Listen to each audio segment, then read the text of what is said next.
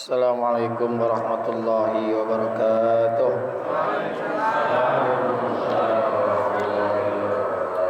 Fatihah ila hadratin Nabi Muhammadin al-Mustafa Rasulullah sallallahu alaihi wasallam.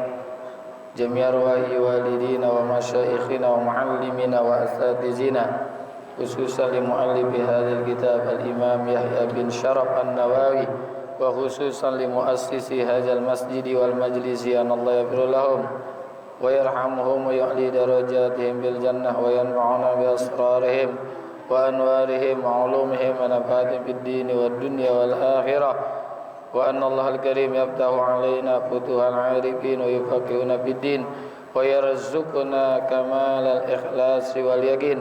Wa ila hadratin nabi al-Fatihah.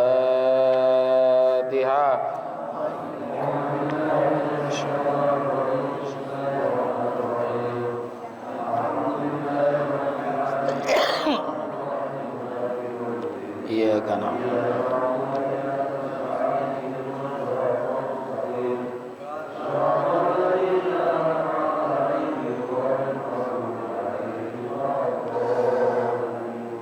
Ya Rabbi bil Mustafa balligh maqasidana waghfir lana ma madha ya wasi'al karami. Ya Rabbi bil Mustafa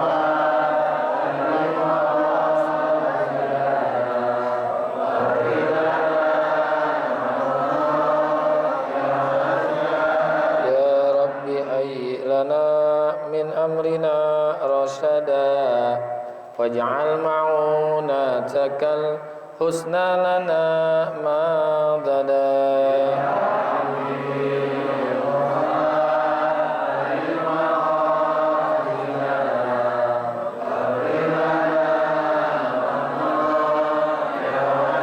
Wala takilna ila tadbiri anfusina, an-nafsu ta'jizu an islahi ma fasada.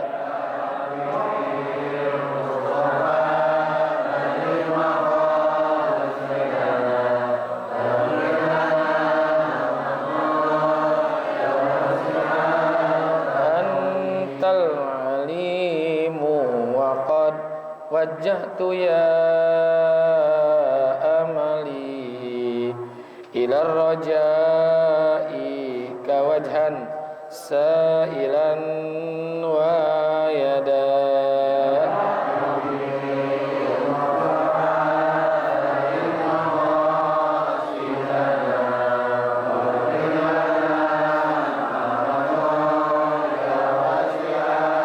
Walir rajai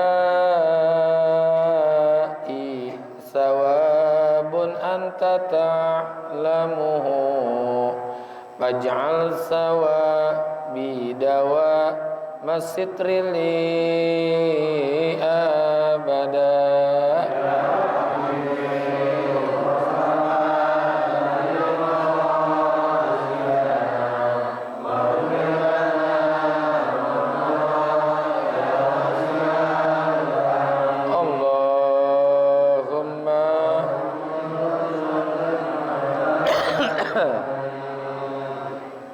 Bismillahirrahmanirrahim.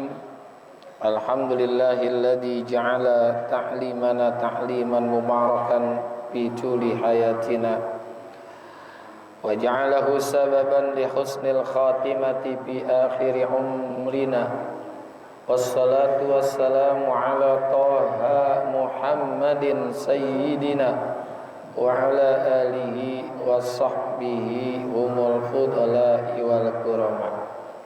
Amma ba'du, wa bisanadil muttasili ilal imami muhaddisi rahimahullahu ta'ala wa adaman naf'a bihi wa bi barakati ulumihi wa bikum fid daraini amin. Qala radhiyallahu anhum. Ma'asyiral muslimin wal muslimat, hadirin jamaah, bapak-bapak, ibu-ibu yang semoga kita semua dirahmati Allah Subhanahu wa taala.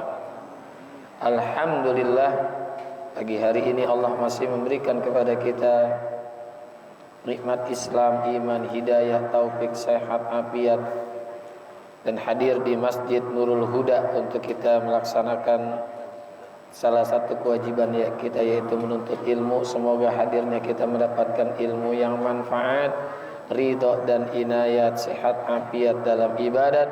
Allah berikan kepada kita selamat dari alam dunia dari sampai alam akhirat. Para guru kita yang sama-sama kita hormati dan kita muliakan, Al-Mukarram wal-Muhtaram Bapak Kiai Haji Dr. Andes Muhammad Ja'far, Bapak Kiai Haji Farah Furqan, Al-Ustaz Abdul Hamid Mustafa Al-Hafiz, Bapak Haji Basrain, Bapak Haji Muhammad Tahir, dan segenap pengurus Masjid Nyami Miftahul Huda yang semoga semua dirahmati Allah Subhanahu wa taala. Lanjutan bacaan kita dari hadis yang ke-28. Qala al-muhaddisu rahimahullahu ta'ala wa adama an-naf'a bihi wa bi barakati 'ulumihi wa bikum fid daraini amin. Qala radhiyallahu ankum fa innahu man ya'ish minkum fasayara ikhtilafan katsira. Fa innahu man ya'ish minkum, karena sesungguhnya siapa saja yang hidup, yang masih hidup dari kalian saat ini nih termasuk, maka ia akan menyaksikan perselisihan yang banyak, ikhtilafan katsira. Ini salah satu yang termaksud daripada mukjizat Nabi kita Muhammad sallallahu alaihi wasallam. Beliau bisa mengetahui keadaan-keadaan yang akan datang atau sesuatu yang akan terjadi setelah beliau wafat. Ini kan bagian daripada mukjizat.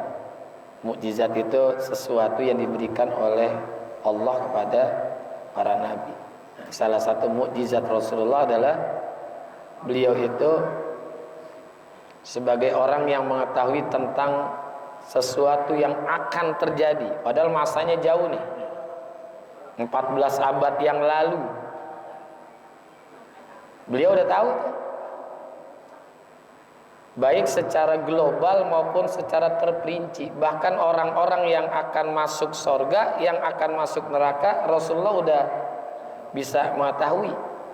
Itu bagian daripada mukjizat, bukan prediksi. Kalau prediksi ada kalanya benar, ada kalanya salah. Kalau Rasulullah pasti benar, karena ilmunya langsung dari Allah. Bukan prediksi. Kalau prediksi itu ada salahnya, ada benarnya. Kayak perkiraan cuaca itu kan prediksi, perkiraan saja. Kalau ya benar ya kebenaran. Ya kalau benar ya kebenaran. Dan kadang-kadang juga salah juga. Ini kayak contoh, ini kan ada prediksi dari BMKG akan terjadi banjir yang besar di Jakarta, sampai berapa meter tuh katanya? 7 meter, mati kita lah. Apalagi sini ini laut ya. Ini kan prediksi aja, ya. Ya mudah-mudahan nggak terjadi gitu kan. Nah, itu kan prediksi, kayak perkiraan cuaca akan hujan, intensitasnya sekian sekian sekian. Di Jakarta Utara sekian, Jakarta Selatan sekian. Itu prediksi, ya. Tapi kalau yang Rasulullah miliki adalah mukjizat, adalah sesuatu yang benar-benar terjadi. Karena berdasarkan petunjuk dari Allah Subhanahu wa taala. Nah,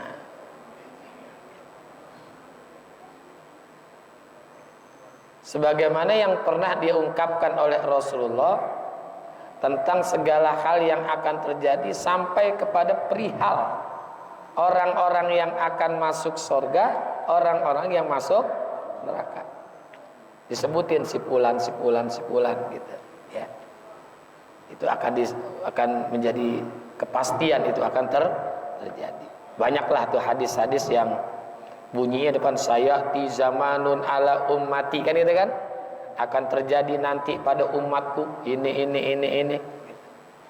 Salah satunya saya di zamanun ala ummati yapirruna minal ulama wal fuqaha, akan datang nanti pada umatku yang mereka itu lari daripada ulama dan juga ahli-ahli agama.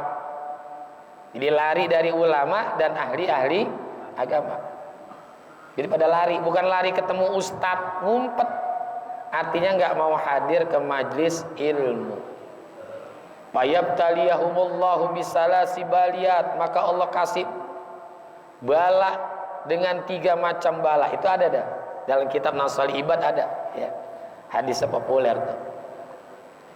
Ada lagi fi hazihil ummah khasfun wa mashun wa qazfun, akan terjadi pada umat ini, yaitu umat Nabi Muhammad, bukan dulu, sekarang.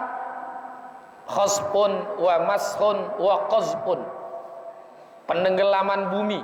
Khasfun itu artinya penenggelaman bumi. Bumi akan ditenggelamkan. Makanya sekarang dikit-dikit hujan banjir, dikit-dikit hujan banjir. Ada banjir rob, namanya rob ya. Dia kurang ingat sama rob sih, jadi dia diantem sama rob dia tuh. Kurang ingat apa? Rob Tuhan, tapi dihantam sama rob. Oh, Jakarta katanya gampang banjir karena resapan airnya udah nggak ada, dibikin bangunan-bangunan. Kalau dalil itu benar, mestinya Sumatera nggak usah banjir, Kalimantan nggak usah banjir. Tapi buktinya Sumatera banjir, Kalimantan banjir, padahal di sana banyak empang. Banyak yang terjadi banjir sana. Iya. Bahkan daerah yang jauh tuh kayak Sukabumi, kan jauh dari Jakarta, terjadi banjir bandeng. Bandeng mau bandang? Hah? Bandeng mah enak kita goreng. Bandang. Kalau daerah pegunungan kan sana kan. Di Jakarta nggak ada gunung, cuma satu, Gunung Sahari. Tapi alhamdulillah karena masih banyak majlis-majlis ilmu, Allah jauh itu akan terjadi penenggelaman bumi. Wa khasfun, perubahan manusia, bisa fisiknya, bisa juga wataknya. Fisiknya bisa terjadi, kata Imam Mujahid, tidak menutup kemungkinan fisik manusia itu akan berubah. Berubah jadi apa? Anjing dan babi. Ada satu ulama katakan monyet dan babi.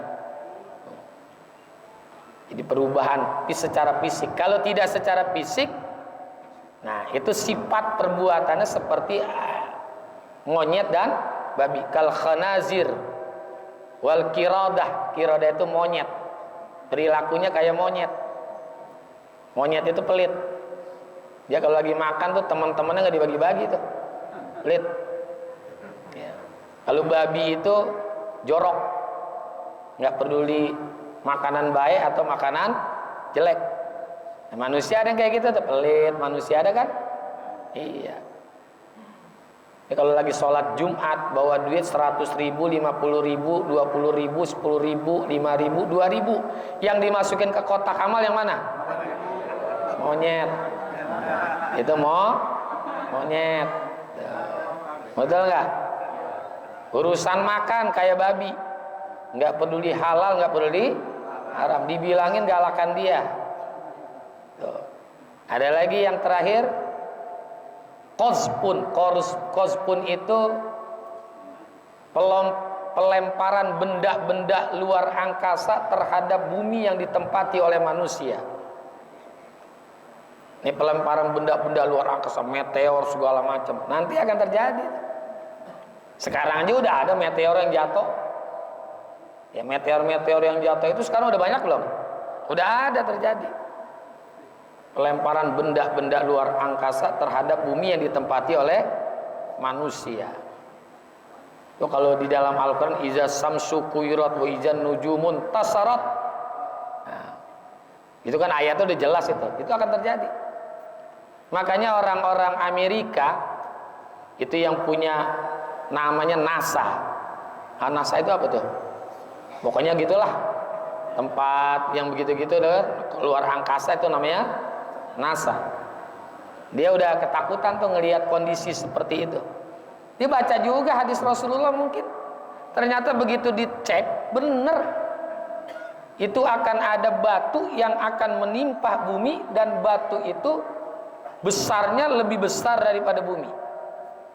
Dan mereka mengatakan jangankan jatuh ke bumi, terjadi gesekan dengan bumi saja, itu akan menyebabkan terjadi gelombang yang sangat panas, yang bisa meluluh lantakan seperempat manusia. Seperempat manusia kita gesekan ini yang set. Itu akan menjadikan gelombang panas yang luar biasa. Maka mereka itu takut. Ya kita juga takut juga. Mereka itu takut karena dia tahu, jadi dia takut. Kalau kita kan nggak takut karena nggak tahu. Kita nggak ada rasa takut ya kan? Karena nggak tahu. Mendingan jangan tahu dah. Nyuruh tahu. Makanya dia utus tuh 2 tim dengan 1 pesawat yang disebut Challenger. Pesawat Challenger. Dia naik ke atas, dia song-song itu batu yang akan jatuh, dia bom. Bahkan salah satu tim itu ada yang mati.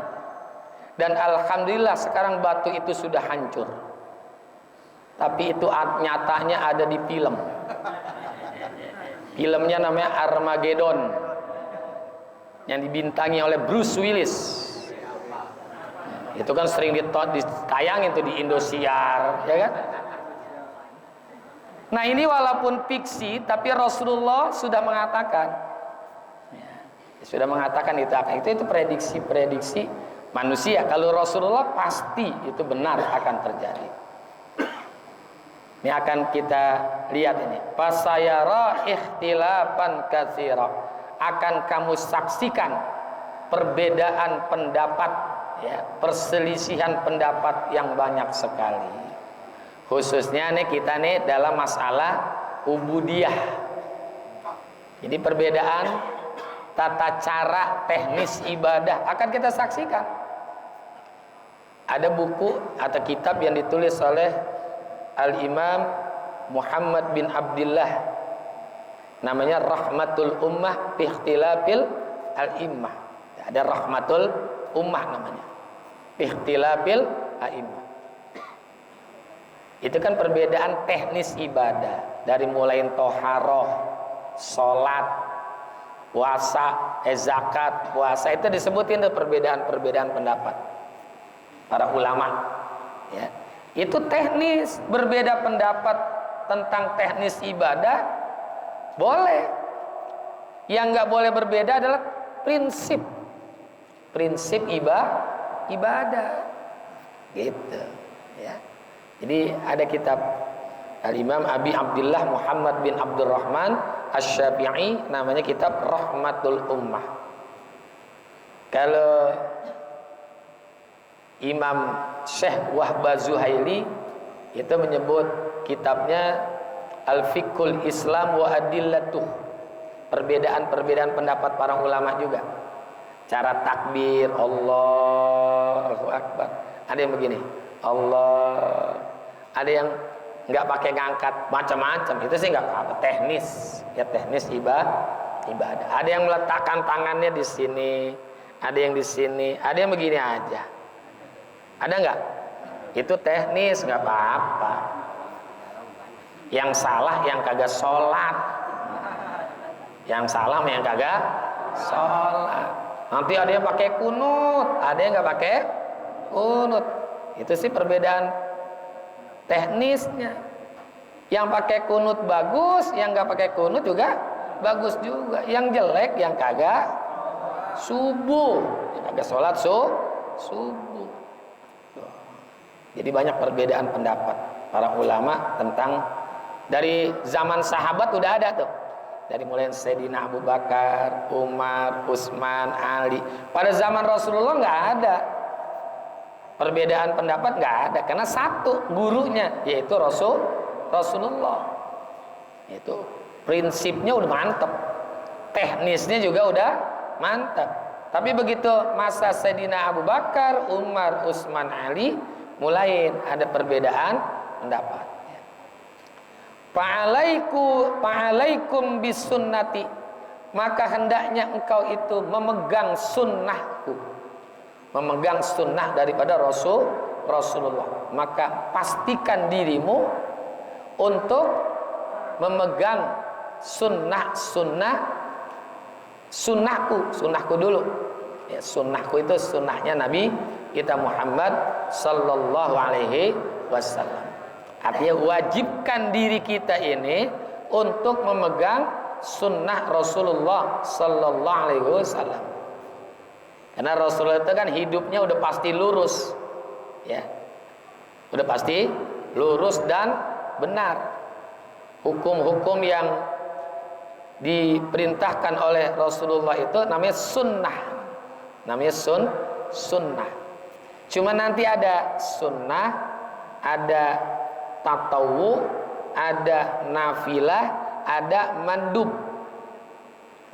Sunnah ada dua, ada sunnah kauli, ada sunnah fi'li. Ada sunnah kauli yang diucapkan oleh Rasulullah, itu sunnah. Ada fi'li yang dilakukan oleh Rasulullah. Ada yang namanya tatawu, ya sama juga sunnah juga. Yang dalam fikih ada sifatnya tatawu, kayak sodakotit tatawu, sodakoh sunnah. Ya sodakoh sunnah. Ada lagi nafilah. Nafilah itu kesunahan yang terus dilakukan oleh Rasulullah, nggak berhenti-berhenti. Jadi setiap saat Rasulullah lakukan itu. Ya, karena sesuatu yang sunnah bagi Rasul, sunnah bagi umat, wajib bagi Rasul. Jadi buat kita nih sunnah nih, tapi bagi Nabi Muhammad itu wajib. Contohnya apa? Sholat tahajud itu disebut nafilah. Wa minal laili fatahajjat bihi nafilah. Itu sunnah. Tapi Rasulullah kerjain terus tuh sholat tahajud. Sama sama kita, tahajud kan untung aja untuk umat itu sunnah, tapi bagi Rasul itu wajib. Jadi nafilah adalah sesuatu yang Rasulullah lakukan terus menerus rutin, nggak berhenti-berhenti. Nah kalau mandub itu sunnah Rasul yang dilakukan kadang-kadang saja, nggak terus-terusan, ya nggak terus-terusan gitu. Kayak makan, Rasulullah kan cuma begini, tapi kadang-kadang aja, ya. Tapi di saat beliau makan yang lain, ya beliau begini gitu. Kalau makan korma begini masuk ya nggak? Coba kalau Rasul lagi makan bubur, begini masuk nggak? Ya, gini nggak masuk. Jadi kadang-kadang aja, nggak dilakukan rutin oleh Rasulullah. Itu sunnah. Pegang tuh sunnah Nabi, ya sunnah Rasulullah Sallallahu Alaihi wa sunnatil khulafa'ir rasyidin, termasuk juga sunnah para khalifah ar-rasyidina yang mengikuti jalan yang benar, al-mahdiyin yang mereka itu mendapatkan petunjuk. Sunnah-sunnah khulafaur rasyidin siapa aja? Sayyidina Abu Bakar, Sayyidina Umar, Sayyidina Utsman, Sayyidina Ali. Pegang. Ada. Ini makanya jangan ribut nih, tarawih ada yang 8 rakaat, ada yang 20 rakaat. Kalau 20 rakaat itu sebetulnya nggak salah, meskipun itu adalah yang dipelopori, yang diinisiasi oleh Sayyidina Umar ibnul Khattab. Kalau Nabi itu memang 8, Nabi itu memang 8. Maka begitu 8 rakaat Rasulullah pulang. Rasulullah pulang, nambahin sholat lagi, cuman sahabat gak ada yang tahu. Kita boleh aja pulang ke rumah 8 rakaat, tapi jangan tidur. Tidur. Nabi 8 rakaat pulang, gak ada yang tahu. Sholat lagi beliau. Ya, kan ditambah 3 itu namanya 11. Dan jujur aja, kalau kita mau jujur, sebetulnya kalau 11 rakaat itu bukan sholat tarawih. Sholat apa? Witir. Jujur, kalau mau jujur ya. Kan witir paling sedikit 1, cukupnya 3, paling banyaknya 11. Gitu. Kalau 11 itu sebetulnya kalau mau jujur ya, itu witir. Witir. Rasulullah 8 pulang. Ya. Dan orang sahabat kan yang tahu di rumah Nabi ngapain. Udah pasti ibadah, nggak mungkin Rasulullah tidur. Nah, kita pakai yang 20. Di sini tarawih berapa? 20 ya? 20 itu Sayyidina Umar. Makanya kata Sayyidina Umar, nikmatul bid'ah hazihi. Seenak-enaknya bid'ah ini nih.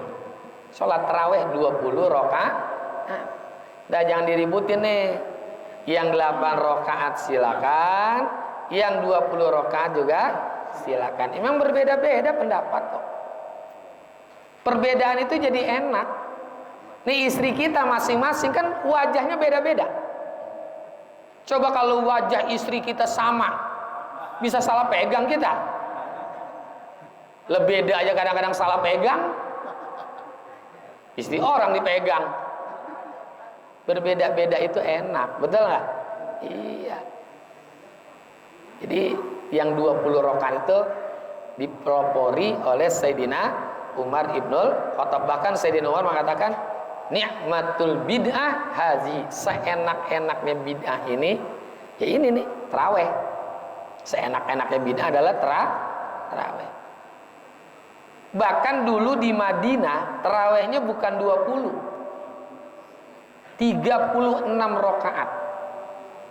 Itu Madinah itu tarawihnya 36 rakaat. Di Irak itu 46 rakaat. Di Hadrol Maut Yaman itu tarawihnya 100 rakaat. Bebas. Jadi nggak mesti 20. Ada yang 36, ada yang 46, ada yang 100. Dalam kitab bab tarawih ada tuh. Jadi 100 itu Yaman, 46 itu Irak, Baghdad. Ya, Baghdad itu 46, Madinah itu 36. Kenapa Madinah itu 36 rakaat? Karena ingin menyamakan pahala sholat tarawih di Mekah. Di Mekah itu cuma 20 rakaat. Cuman di Mekah itu dulu setelah 4 rakaat tawaf, keliling. Kita sholat lagi. Supaya sama Madinah itu 36 rakaat pahalanya gitu. Jadi silakan mau pakai 8 boleh, 20 rakaat boleh, 36 rakaat boleh, 46 juga rakaat boleh, mau ganti 100 rakaat juga boleh. Ini Masjid Miftahul Huda dari 20 rakaat ganti besok 100 rakaat, silakan. Saya kalau diundang kemarin ogah. Coba aja 100 rakaat dia tarawih, besok agak gedines dia. Dah, jangan diributin, ya, nggak usah diributin masalah tarawih. Ya. Kalau kita ribut main kata-kataan 20 rakaat salah, 8 rakaat salah, ya kalau salah semua yang benar siapa? Tukang ojek yang kagak tarawih. Ya bagusan gua kagak tarawih. Yang 8 salah, yang 20 salah. Tuh, ya nggak usah ribut-ribut udah. Ya. Termasuk juga dalam masalah khutbah di Jumat, ya, hari Jumat ini ada yang azannya 1 kali, ada yang azannya 2 kali kan? Di sini berapa kali nih? Hah? 2. Berarti di sini ngikut Utsman bin Affan. Utsman bin Affan. Jadi Utsman bin Affan itu ketika itu umat Islam udah banyak, maka azannya 2 kali itu Jumat. Itu Utsman bin Affan. Kalau yang 1 kali itu Rasulullah, betul. Cuma umat Islam belum terlalu banyak. Ketika sekali azan Allahu Akbar, Allahu Akbar, pada datang dekat dikit. Sayyidina Utsman kan udah banyak, maka beliau menginisiasi Jumat itu azannya 2 kali. Karena umat udah banyak. Kalau sekarang mestinya 4. Karena udah azan sekali belum datang. Khutbah udah naik belum datang juga. Mesti 4 di sini mah. Jangan tapinya. Iya. Ini kan karena ada nih. Khutbah udah baca alhamdulillah, masjid masih kosong. Ada nggak? Iya. Khusus di PT-PT tuh begitu tuh. Di PT-PT udah makan dulu. Mestinya azannya jangan 2 tuh, 3 kalau perlu. Jadi jangan ribut. Ya azan 1 kali silakan, yang 2 kali silakan. Enggak apa-apa. Kalau yang 1 kali betul ikut Rasulullah, yang 2 kali Utsman bin Affan. Tapi kan betul nggak kita ngikutin Sayyidina Utsman? Betul, karena ini hadisnya wasunnati khulafa'ir rasyidinal mahdiyin, dan ikut juga sunnah para khalifah yang mengikuti jalan yang benar dan mengikuti dan mendapat petunjuk. 4 Sayyidina Abu Bakar, Umar, Utsman, Ali. Banyak lagi sunnah-sunnah yang dipelopori oleh para ulama ur-rasyidin. Nah sekarang kita jauh jaraknya dengan para sahabat, maka yang kita ikutin Imam Abu Hanifah, Imam Maliki, Imam Syafi'i, Imam Hambali. Kita ngikutnya dia. Ya, ikutnya dia tuh. Mau ikut yang mana aja terserah. Mau ngikut mazhab Imam Hanafi yang nama sebetulnya adalah Nu'man bin Sabit. Mau ngikut Imam Maliki, Malik bin Anas. Namanya aslinya Malik bin Anas, bukan Anas bin Malik tapi Malik bin Anas. Yang ketiga Imam Syafi'i, Muhammad ibnu Idris. Imam Hambali, Ahmad bin Hambal. Semuanya benar. Ya, yang salah yang enggak bermazhab. Yang salah yang tidak bermazhab. Anti mazhab nggak boleh. Kita harus punya mazhab. Mazhab yang kita cenderung siapa nih? Hanafi, silakan. Maliki, silakan. Syafi'i, silakan. Tapi ingat, ketika kita bermazhab tidak boleh fanatik. Kalau beragama wajib. Beragama itu hukumnya wajib, harus fanatik. Fanatik itu kalau bahasa Arabnya ta'assub. Ta'assub itu fanatik. Kalau bermazhab jangan. Pokoknya gua pakai Imam Syafi'i aja. Kagak mau pindah-pindah. Jangan. Nggak boleh. Ya. Karena kalau kita tetap berpegang kepada Imam Syafi'i terus, nanti terbentur. Nah, contohnya kan berbeda pendapat para ulama tentang masalah sentuhan laki dengan perempuan yang bukan mahram. Kalau menurut Imam Syafi'i yang kita anut ini Syafi'i semua kan ya, bersentuhan antara laki dengan perempuan, ada syahwat ataupun tidak ada syahwat, batal. Itu aja udah selesai. Mau nak syahwat ataupun tidak syahwat. Yang keduanya sudah balik. Kalau anak kecil nanti beda ya. Nah ini dua-duanya sudah balik bersentuhan. Tapi memang ada yang tidak batal terhadap yang bukan mahram kita. Di antaranya rambut. Itu nggak batal tuh. Rambut nggak batal. Kesentuhan rambut perempuan itu nggak batal. Kita nih laki-laki, perempuan kesentuhan rambut laki-laki itu nggak batal. Yang kedua kuku nggak batal. Yang ketiga gigi. Jadi giginya kesentuh tiup gitu, nggak batal. Boneng. Iya misalkan suaminya mau berangkat kerja, neng, apa pak? Ada cabai begini itu di giginya, nggak batal. Mau berangkat sholat, pegang rambut perempuan. Mau berangkat dulu sayang ya, nggak batal. Rambut nggak batal. Itu 3 tuh. Menurut mazhab Syafi'i tadi kembali, sentuhan laki dengan perempuan, mau dalam kondisi apapun, syahwat ataupun tidak, batal. Kita pakai ketika kita lagi umroh, haji, tawaf, pakai tuh, pakai. Agak mati kita di depan Ka'bah, udah kesentuh, wudu lagi, kesentuh, wudu lagi, kesentuh, wudu lagi. Dan jumlah orang yang tawaf itu nggak ratusan, nggak ribuan, jutaan. Pasti kesentuh tuh kaki kita dengan tumit perempuan, betul nggak? Maka di situ pindah ke mazhab Imam Maliki.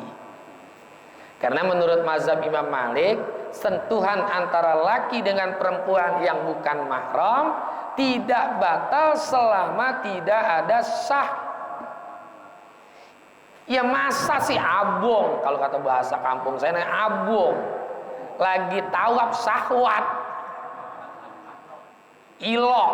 Nah, ilok itu, nah makanya terusin aja, kesentuhan nggak apa-apa, terusin. Karena kalau kita pakai mazhab Syafi'i, tempat wudunya jauh di luar, betul nggak? Udah lanjut aja tawaf. Tuh dalam hal masalah bersentuhan berbeda pendapat. Makanya kita jangan ta'assub, fanatik. Di saat kita dalam keadaan terpaksa iltifat, boleh berpindah kepada mazhab yang lain. Berat ini. Termasuk masalah zakat. Kalau Imam Syafi'i harus pakai makanan pokok, beras. Sekarang ada nggak yang bawa duit? Itu mazhab Hanafi. Mazhab Hanafi boleh pakai duit. Ya, pakai duit. Tapi untuk menghindari pendapat, itu mestinya panitia sediain beras di situ tuh. Beras. Kira-kira 7 liter lah. Yang cukup untuk 1 atau 2 orang, suruh beli dulu, duitnya ambil. Itu untuk menghindari khilaf ulama. Disiapin beras. Tuh. Jadi banyak perbedaan pendapat di kalangan para ulama. Jangan pada ribut. Jangan pada ribut. Terus masalah doa, niat puasa besok. Nawaitu sauma godin an adai fardhi syahri Ramadona. Ada yang baca Ramadona, ada yang baca Ramadoni. Mana yang benar? Dua-duanya benar. Yang salah nawaitu sauma godin an adai fardhi syahri Maradona, itu salah.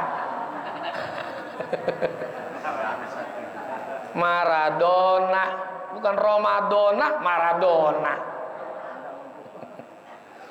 Ditendang sama dia kita. Maradona. Jadi emang udah ada perbedaan pendapat. Itu jadi indah. Ada perbedaan pendapat itu jadi indah. Kalau sama semua nggak enak. Ya nggak? Perbedaan pendapat jadi indah. Ketika kita dalam keadaan sulit pakai mazhab yang kita anut, bisa pindah ke mazhab yang lain. Coba kalau cuma satu mazhab, repot. Ya, tapi ingat, dalam bermazhab ini kita tidak boleh fanatik. Dalam beragama wajib, ya. Dalam beragama wajib. Jangan agama nggak fanatik. Begitu besok Natalan dia ke sono, Lebaran dia ke sini. Jangan, harus fanatik.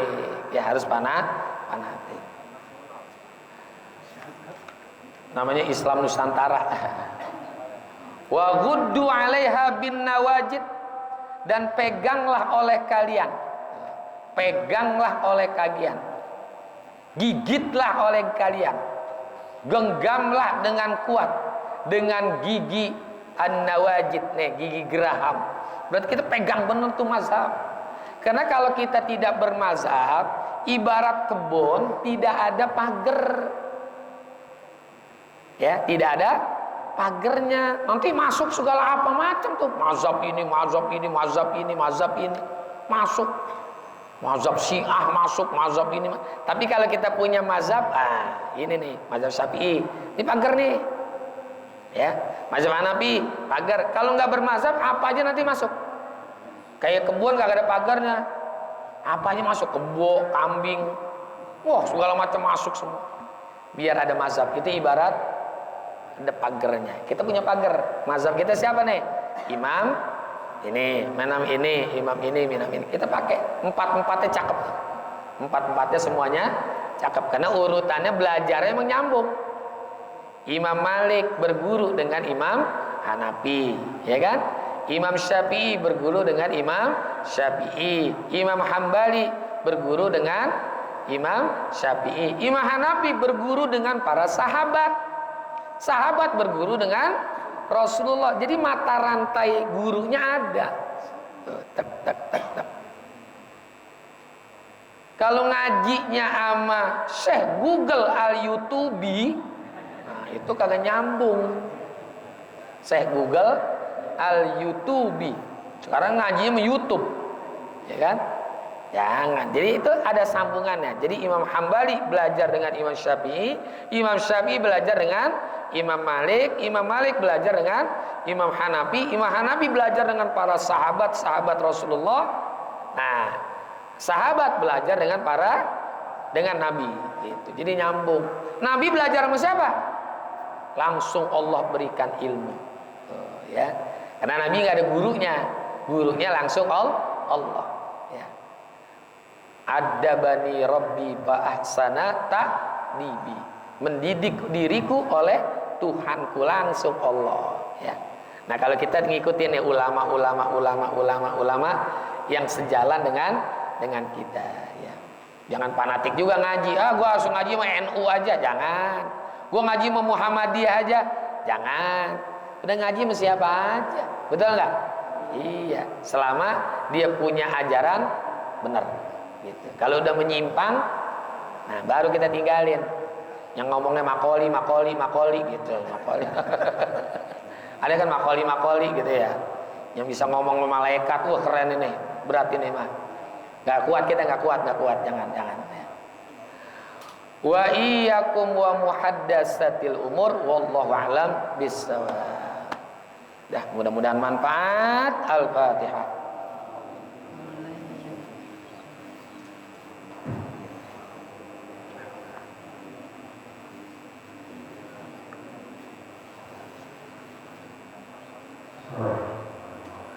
Terima kasih dan mohon maaf. Hadanallahu iyyakum ajmain. Wassalamualaikum warahmatullahi wabarakatuh.